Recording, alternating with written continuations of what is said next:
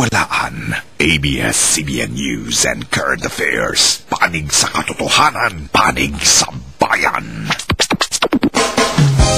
Kumusta na kapamilya mula Luzon, Visayas at Mindanao at sa buong mundo kung saan man kayo naabot ng The Filipino Channel? Magandang gabi po! Kumusta na po ang mga buhay-buhay?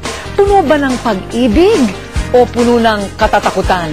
Maaksyon ba o puro tawa?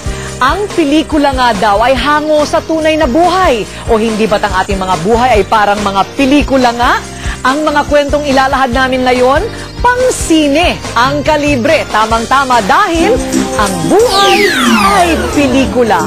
At now showing, sagupaan sa pagitan ng 300 NPA at isang sundalo, tumba ang NPA.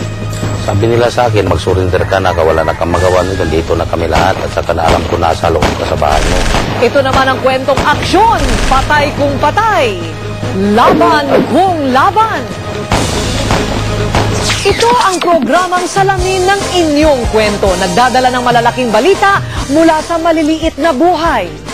Ako si Corina at ito ang Rated K. Mapunta naman tayo sa parang pelikulang aksyon. At bilang sundalo ay maaksyon na maaksyon, siya si Inspector Rodelio Caballes. Nang magdesisyong sumanib sa puwersa ng Philippine Constabulary o PC taong 1980, alam niya na kakibat sa sinumpa niyang tungkulin ang madugong laban na posible niyang kaharapin. Sa intelligence ko ako, hindi nagtagal at kinuha ko sa provincial director ko na talagang ako mag-lead sa operasyon sa Agusan del Sur. Dito sa barangay San Rafael, Bayan ng Prosperidad sa Agusan del Sur, nakadestino at naninirahan ng pamilya noon ni Sergeant Rodelio. Nang maranasan ang isang laban sa makakaliwang puwersa ng mga NPA na bumago sa buhay niya at ng kanyang buong pamilya. Madaling araw noong Oktubre 26, taong 1992, nilusob ng humigit kumulang 300 na mga NPA ang buong San Rafael. Para walang makapasok na pulis o militar, binarikadahan ng magkabilang lagusan ng barangay.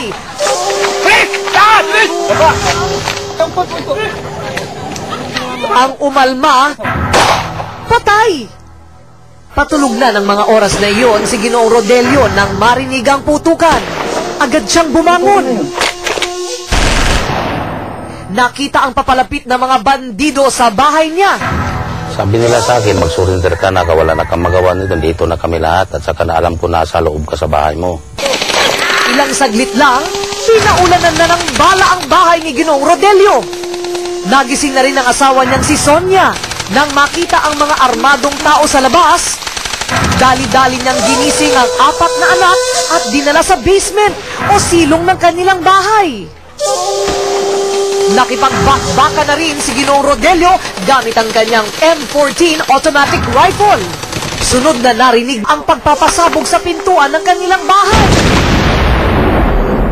Mindor ko talaga, giblasting nila yung nabiak yung mindor ko. Napansin ng rebelding papasok.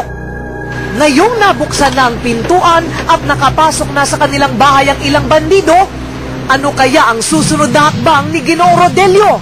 Abangan sa maaksyong pagbabalik ng Rated K.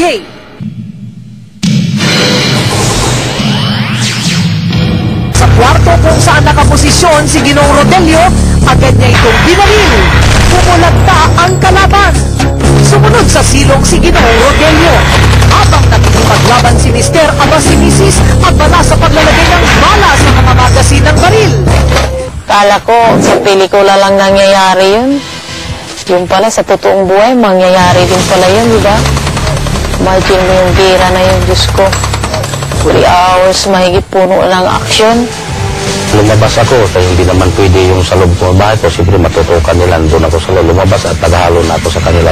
Nagpalipat-lipat siya ng pwesto. Bawat atake sa bahay nila, sinasabayan din niya ng pagbaril sa kalaban. Sa bilang niya, 27 bandido ang napatumba ni Ginoong Rodelio. Ganun din, kung magsusunod ako, babalatan din ako nila. Ibig sabihin na kahit ka lang ko, hanggang kamatayan na lang. Huling patak ng dugo ay gagapangin ko na. Kahit isang tama ng bala o galos sa katawan, ligtas siya pati ang kanyang mag-iina. Ako nga, nagtaka na sa sarili ko. Kasi miracle nangyari sa akin na hindi man ako nasusubwatan. Ibig sabihin na proteksyon ako sa ating Panginoon na talagang ilibre pa nila ang buhay ko.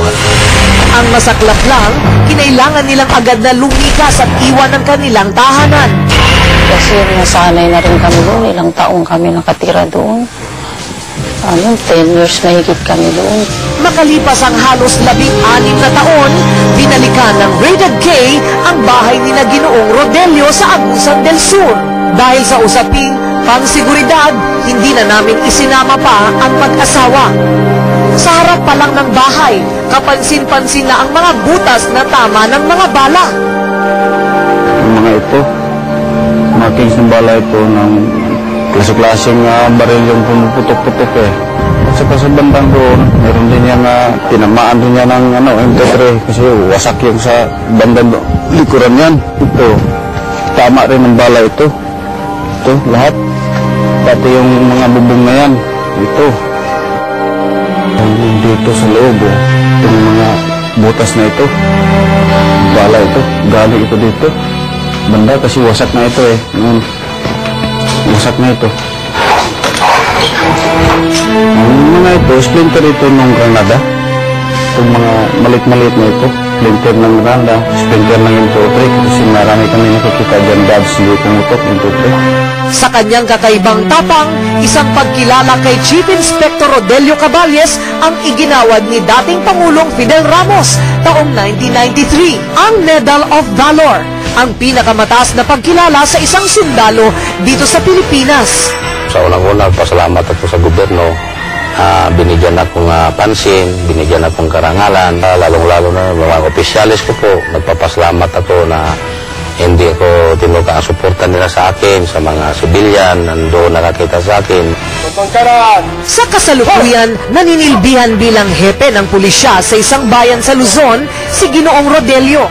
Patuloy na isinasabuhay ang sinumpaang tungkulin. Pero umaasa ng maaksyong eksena sa buhay niya noon, hindi na masundan pa ng isang bagong kabanata. Bilang isang sundalo, ay wala kang naisip dyan. Isip mo lang yung nagpasalamat kayo na talagang niligtas ang buhay mo. Buhay ay pelikula.